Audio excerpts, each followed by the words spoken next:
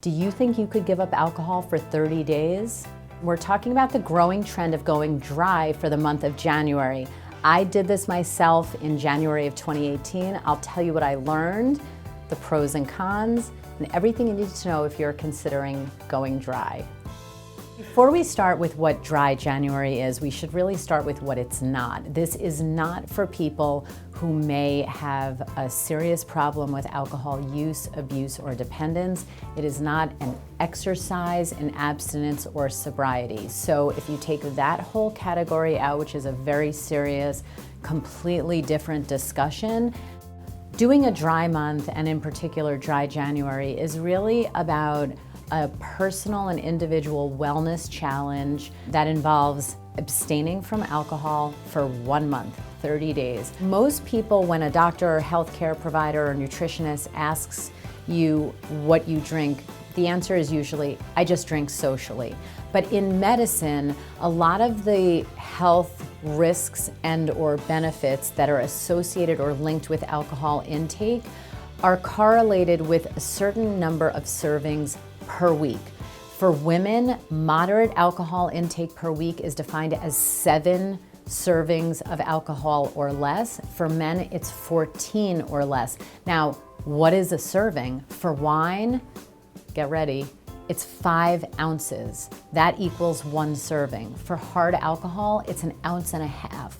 So where a lot of people get into trouble, especially women, because that number is 7, is they'll say, well, I'm only drinking 7 glasses of something a week.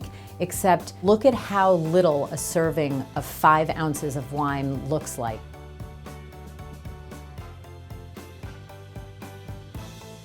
There's no way, if you're drinking at home or you're drinking in one of the popular bars or restaurants today, that they are serving you 5 ounces. You could actually be getting double the amount that you think you're drinking. So it is important if you're thinking of doing a dry month, start by looking at the volumes you're consuming and how that may or may not differ from the reality. As a doctor, I talk to patients all the time about their social alcohol intake, but it wasn't until January of 2018 that I decided to turn that lens onto myself and tried to do a dry month myself. I found it to be totally easy, which, to be honest with you, surprised me. Part of that, I'm convinced, is because I literally announced to everyone that I was doing a dry month. Once you announce that, I think it really holds you accountable, because it's not like you can get to a restaurant and say, I'm doing a dry month, and then 10 minutes later order a drink. I learned a lot about myself in the process. Normally at baseline, I sleep pretty well. I slept even better for that month that I was not consuming any alcohol. My skin looked better.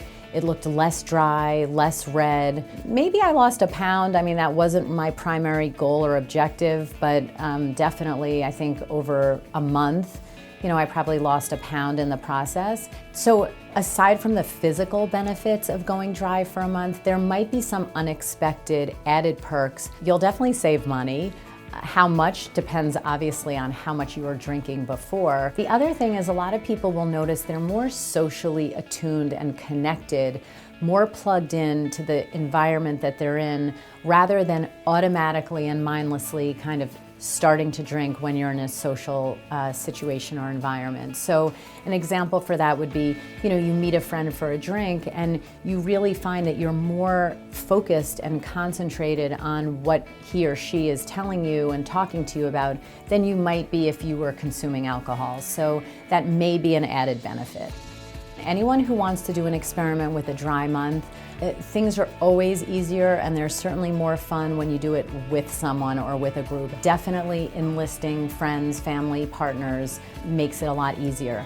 I would also say, really look at your behaviors and ask yourself, what are the triggers for which you consume alcohol? So if you usually go out, let's say 1 night during the week, maybe go to the gym instead. I wound up doing that a couple of times the month that I did dry January, and it really, really helped. The other thing I would say is you're doing this also as an experiment in self. So if you do find it really difficult, then do not hesitate to seek professional evaluation for a possible alcohol use, abuse, or dependence problem. But I think that for the vast majority of people, they will find it worthwhile, and you'll definitely learn something about yourself in the process.